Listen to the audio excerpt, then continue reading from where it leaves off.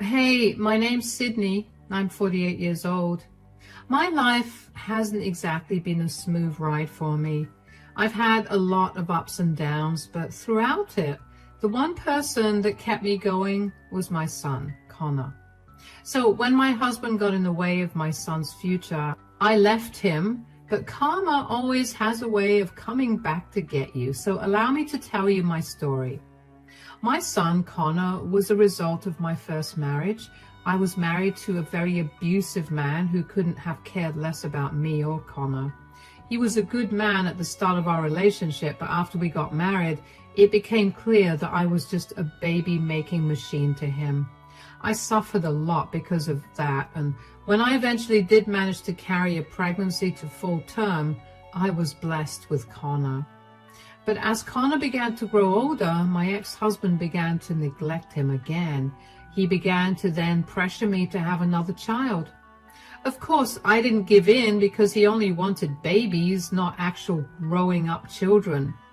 My ex only got worse after that. He began to take his anger out on Connor and me.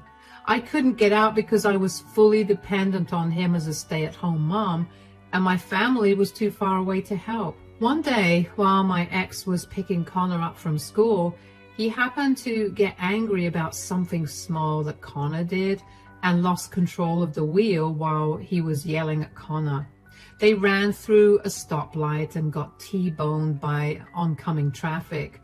Unfortunately, Connor took almost all the impact, and for a long while, he was in a coma. And for a long while, it was touch and go for me. I knew when I got the call from the hospital that I had to find a way to get away from my ex, no matter how. When Connor finally woke up, we found out that he could no longer move his legs. He was paralyzed from the waist down. Connor was only 6 when this happened, so he was beyond devastated to find out that he could not move his legs. Add to that the abuse that he'd had to endure because of his father, and Connor was a mess. Connor remained in the hospital for well over a month because he was severely injured, and in that time, I began making preparations to run away with him. My ex did not seem remorseful at all, and instead kept complaining about how high the bills were because of Connor. It took every ounce of self-restraint to keep my mouth shut around him because I could not risk giving my plan away to him. When Connor was finally set to be discharged, I told my ex I'd pick him up. When I got Connor into the car, I drove and drove until I was almost out of gas.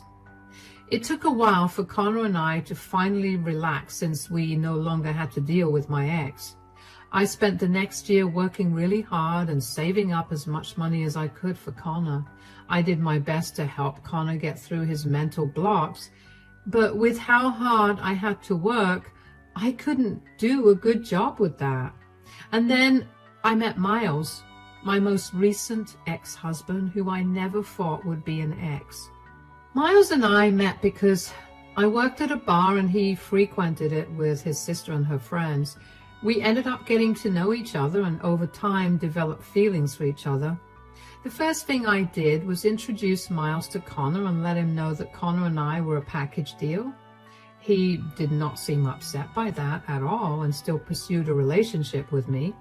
We dated for 3 years, and in that time, he really stepped up and became a great father to Connor.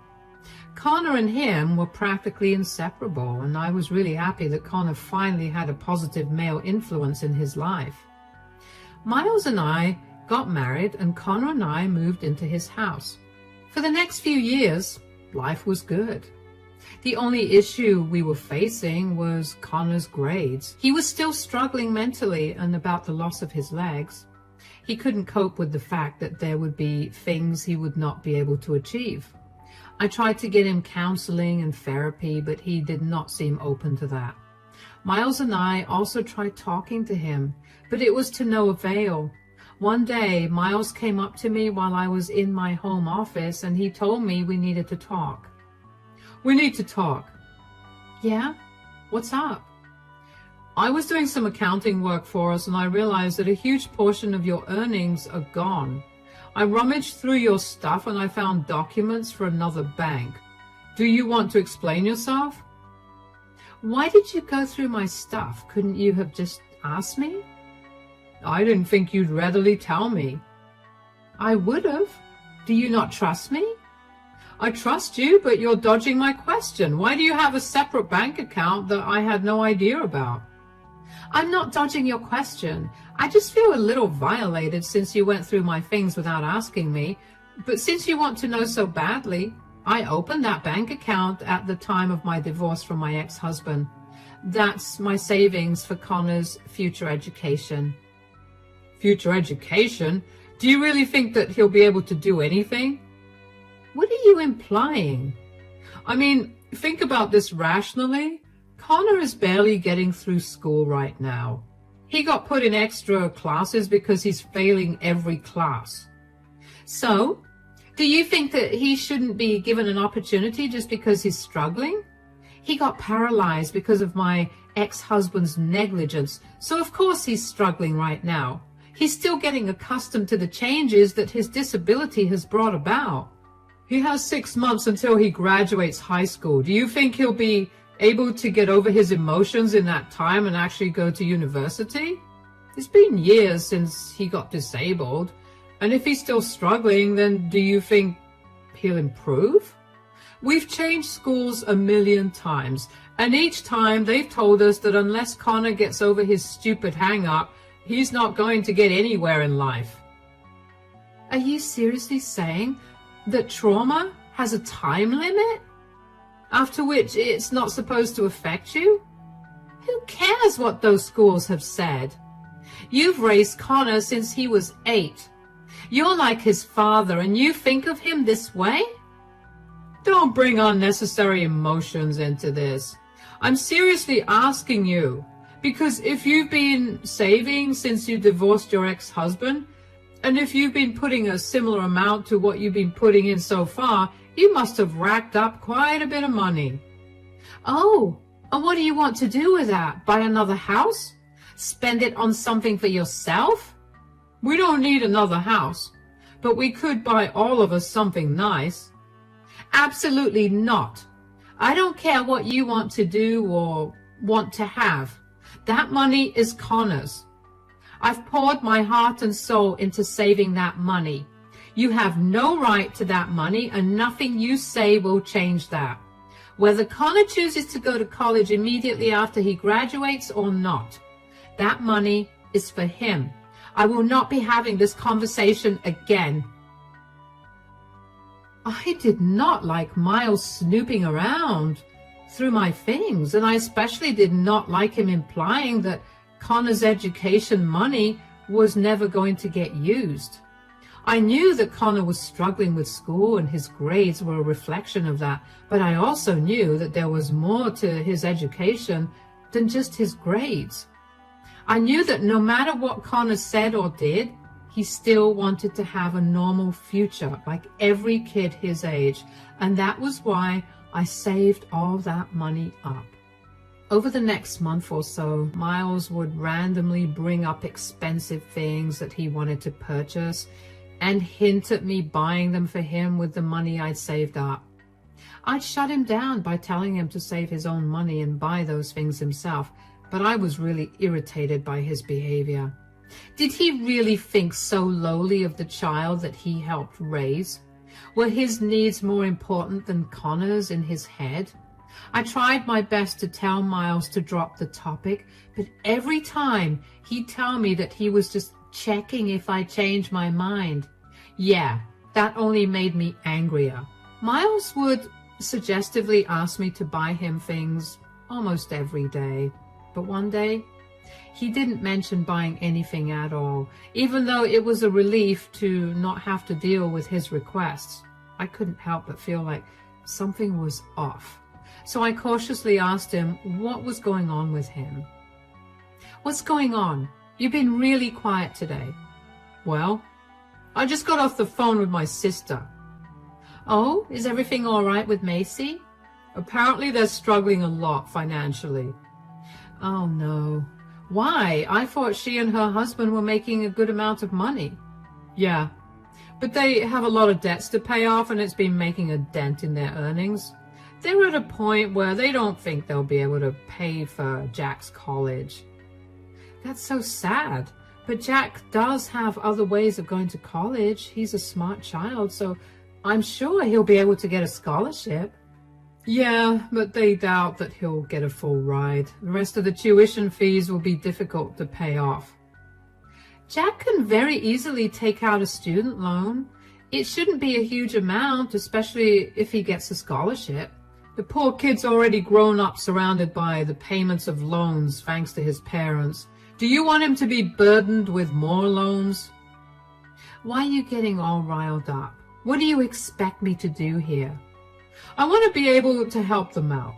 They were a huge help to me, and it's not nice to see my sister struggling like this. I get that feeling more than anything, darling, but we're also barely getting by. There's no way for us to help them out. We could help Jack out. You have savings to give him from. Savings? I don't. Are you talking about Connor's college fund? Yeah. I told you this before. That money is Connor's only. That's not going to anybody else. Come on, we could split it and Connor could take out a loan for the rest. You're okay with Jack not having any loans on his head and Connor having to deal with them? Jack is an able-bodied person who can easily work wherever he wants to pay off his student loans. Connor can't. Which is why I've been so meticulous with saving up for him. We can help Connor pay off his loans. Then why don't you help Jack pay off his loans? Why does my son have to suffer when I've done everything in my power to make sure that he has a secure future? Come on. You know how my sister helped me out while I was severely depressed. She's the reason I met you. I fully appreciate everything your sister did for you, but I can't sacrifice my son's future. I really do not want to have this conversation with you again. Drop it. I couldn't understand why Miles kept talking about the money I'd saved up for Connor's education. And why was he so keen to help his sister out over the child that he helped raise? I know that he was severely depressed before we met, and the only time he ever went out was when his sister would physically drag him out of the house to go drinking with her and her friends. Yeah, I was grateful that I got to meet Miles because of her efforts, but I could never give away the money I worked so hard for to secure Connor's future. We were, at best, a lower middle-class family. We made just enough to get through each month and also have some savings. Giving away even a fourth of the money that I'd saved up for Connor would be very difficult to replace. Miles knew that, and he still insisted on helping his nephew, Jack.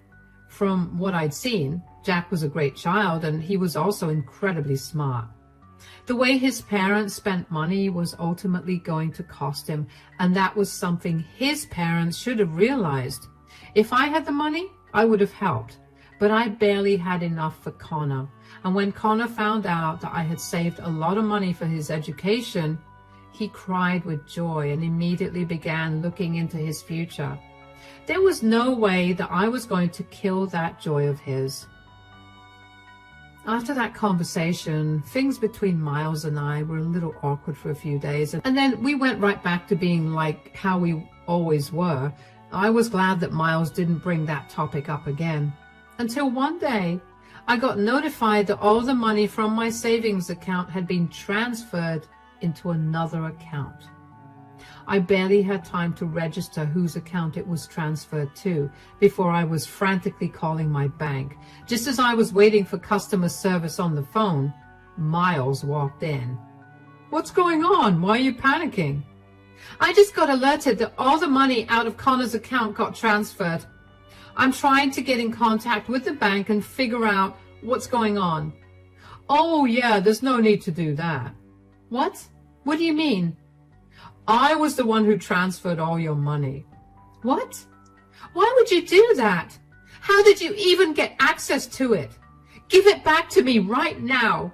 No, I already gave the money to my sister. She needs it way more. What is wrong with you? That money was mine. You have to ask her to give it back to me. Well, today was the last day to make the payment for Jack's university. She made the payment as soon as she got the money. None of us have that kind of money to give you back. I specifically told you that money was not for anyone but Connor. How dare you? What am I going to do about Connor's education now? How stupid of you to think a useless person like him deserves to go to college. Excuse me? You've been so irrational and blind to everything that you didn't even notice how stupid your son truly is. He's pathetic and definitely doesn't deserve that money. Jack, on the other hand, has so much potential. He's been among the top students of his school for all 4 years, and he'll go much ahead in life. Connor will continue to remain a burden to us, whether he gets a college education or not, so the money was useless to him. How could you possibly say such hurtful things about the boy you helped raise? I'm not trying to be hurtful. I'm simply stating the truth. I will gladly support Connor for the rest of my life. I just saw a future education for him as useless, as he will be. You're a disgusting man. I can't believe I ever let you in Connor and my life. I want nothing to do with you anymore. You're overreacting, Sydney. Calm down. Calm down? Overreacting? You've not only thrown all my years of hard work down the drain, but you've also ruined Connor's future. Do you really feel no remorse? Not at all. I love Connor, but I'm also a realist at heart. Here's a taste of reality for you. I'm divorcing you. I don't want you in our lives anymore. Do not even bother contacting me or Connor again. You'll come to your senses eventually, and then you'll come crying back to me. I'd rather die than come crying back to a heartless monster. I can't even begin to describe to you the kind of anger I was feeling at that moment. Miles had raised Connor himself, and yet he threw away his entire future like that. Not to mention, he saw how hard I worked to save up that money. I was not a fan of him asking me to give the money away to his nephew, but I was glad that he at least asked me before he did something. I don't know why I was stupid enough to let my guard down. I should have considered that a warning sign. Then again, I never thought that Miles was capable of doing something so horrible. Aside from how betrayed I felt because of Miles, the only other thing I felt was guilt and shame.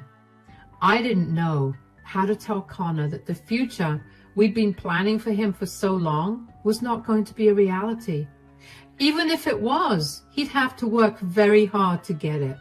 Connor was confused about what was happening, because when I went to pick him up from school, I started driving in the opposite direction of our house. He asked me what was going on, and in the briefest way possible, I told him that Miles and I were getting a divorce. Connor was taken aback, but remained silent until I got to my mom's place, which was a good 4 hours away from where we lived. When I finally calmed down enough, I sat Connor down and explained what had happened. He was devastated that he would not be able to go to his dream college without having to take a huge loan out, and even angrier that Miles had done that to us. It took a while for us to get back on our feet, but luckily, Connor only had to go to school for his finals. He had enough attendance for him to skip the last 2 weeks of school, and I talked to his principal to make sure it was okay as well. After that, Connor began applying to various colleges. He worked hard and managed to get good enough grades that he would definitely be able to secure a scholarship, which he did. He didn't have to take out a huge loan, but the loan he took out ended up being a feasible amount to pay off in the next 4 to 6 years. After Miles left us, it was like a switch flipped in Connor. He asked me if my offer to take him to therapy was still on the table, and of course, I said it was. Starting therapy was like a miracle for Connor. He went from being pessimistic and dull about everything to being one of the happiest people I know. It was amazing to see my son look so full of life. Connor even opened up to me a lot about what he'd been struggling with at school, and I apologized a lot for not being there for him enough. Connor worked really hard in college, the most I'd ever seen him work, if I'm being honest. Aside from working, he also made a good amount of friends. One of these friends was the son of a business mogul in the town we used to live in with Miles. Connor ended up making a great impression on his friend's dad, and so his dad offered him an internship at his company. Connor performed really well at the internship. In fact, he did so well that his friend's dad offered him a salaried position as the manager of a certain team. Of course, Connor took it, and he was set to begin working there as soon as he graduated. As for Miles and I's divorce, it took a long while to process, but when it finally came through, I felt great. I found a new job, and this time I had my mother to help me out as well. Connor was no longer at home a lot, so having some company was great. I hadn't had any contact with Miles throughout Connor's years at college, which was about 4 years, and I was beyond glad about that. But one day, while I was out for coffee, I felt someone tap my shoulder. I turned around and saw Miles. "Sydney, can we talk?" "What in the world? How did you find me? Have you been following me?" "No, I happened to be in town for business and yeah, I did my best to find where you were. I happened to see you at this cafe, so I figured I could come and talk to you." "I don't want to talk to you. Bye." "No, wait, please. Could we have one conversation? I'll buy you coffee." "I don't know what it is you want, but I'm not giving you anything." "I don't want anything. I just want to have a quick chat, please." "Fine, make it quick. I have to go home and cook dinner." "Yes, of course. Here, let's sit down." "Why are you being so nice to me right now?" "It's been a long time since we saw each other. It would be rude of me to not be nice." "Yet, when we were together, you happily gave away Connor's future." "About that, I'm so sorry that I did that." "Your apologies mean nothing to me, Miles. What do you want to talk about?" "Nothing in particular. I just wanted to ask you how you were doing." "Cut it out. I know you. You need a favor and you need me to help you out. What is it?" "I just wanted to apologize for everything I said and did all those years ago. I know I hurt you and Connor deeply. I shouldn't have gone behind your back and given away the money you worked so hard for. And more importantly, I shouldn't have misjudged and talked down to Connor. I should have been more empathetic and understanding of what he was going through, but it looks like he's been doing good now. I'm so sorry I underestimated our son." "Our son? He's not your son at all. He's only mine. You did nothing but make things worse for him. If you were truly his father, you would never have constantly told me how incapable Connor was. You have no idea how deeply those words affected him. If I had known that you tried to get him to convince me to give you his money, I would have left you much earlier." "I know I messed up, but clearly Connor would have been doing okay with or without me." "How do you even know that he's doing good?" "That's the thing. My old boss retired and my company had the position open for quite a long time because they could not seem to find a good enough hire, and recently they did. Imagine how surprised I was to find out that it was Connor. Apparently he's been good friends with the CEO's son, and he has a lot of great qualities that the CEO admires, and that's why he's been given such a high position at such a young age." "Oh, so what? Are you scared that Connor is going to mess things up for you? Is that why you've been trying to contact me? Is that why we're talking right now? Do you want me to speak to Connor and tell him to put things aside and not let his past get in the way of work?" "I'm just worried that it'll impact my job. I'm going to get married soon and I have a child on the way. I can't afford to lose this job. I just want you to tell Connor that I'm sorry for whatever I've done to him and ask him to be lenient towards me."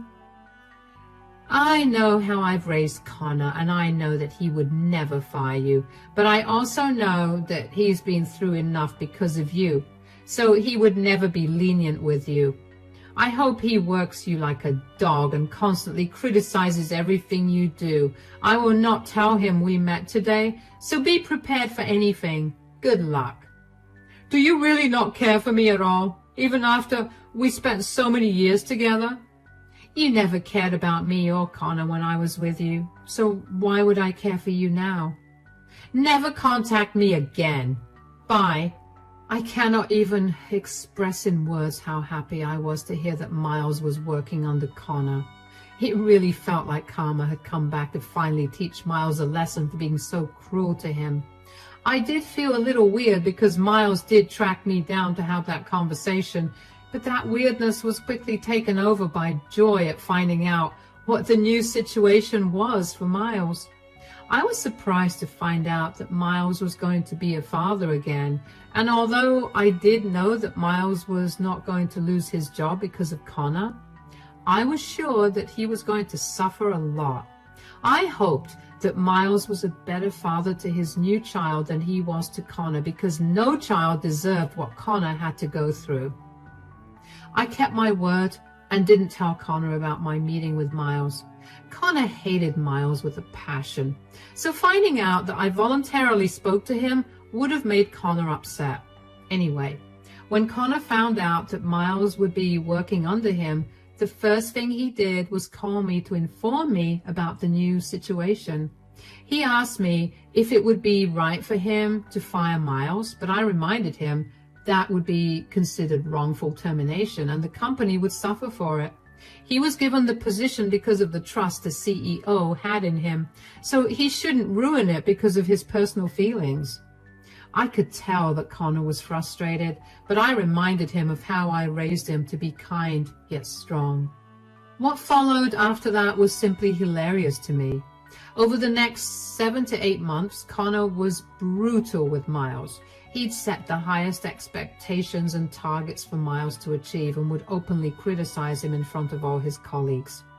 Connor did that not only because of his feelings, but it turns out Miles had actually been a very lousy employee whose mistakes had been costing the company quite a lot. Miles simply brought them to light in front of everyone, and let's just say that the rest of Miles' team was not happy about that. Miles quickly became an outcast among his colleagues, and he was forced to stay behind and correct a lot of his mistakes. He tried to talk to Connor about going easy on him, and even let Connor know that he had a child on the way. And Connor laughed in his face and told him that he would not be going easy on him, and also told him to treat his new child better, or he would find himself in a worse position when he was much older. Miles then tried to contact Connor's boss in HR to complain that Connor was treating him differently because of a personal grudge that Connor held against him, but Connor was prepared with the proof of Miles's negligence at work. He told HR and his boss that he was only treating Miles differently because Miles didn't seem to respond to any other way of doing things. When the company reviewed Miles' work, they were appalled and told Miles that the only reason they'd let him stay was because they were seeing improvement in his work, thanks to Connor. They told him that he was free to leave if he wanted to, but knowing his predicament, Connor and I knew that he couldn't leave the job. So he is still suffering under Connor, and that makes me unbearably happy. Connor and I are doing great now. We feel like this new development is a great closure for both of us. It took us a long while to adjust to Miles's absence and his neglect, but now that we've managed to move past that, we're both in a happier place. For those of you wondering about what happened to my ex-sister-in-law's child, Jack, who got all of Connor's money, he ended up dropping out of college halfway through and running away with his girlfriend, who he got pregnant. He's barely making a living right now, and he has no contact with his family. The only reason I know this is because I'm still close with some of Miles's family, and they told me this. I feel sad that the money I saved up for so long got wasted like that, but I'm glad that in the end, things worked out for the better. I can only imagine that life has so many more good things to offer us, so I'm excited to see what they are. Thanks for listening to my story.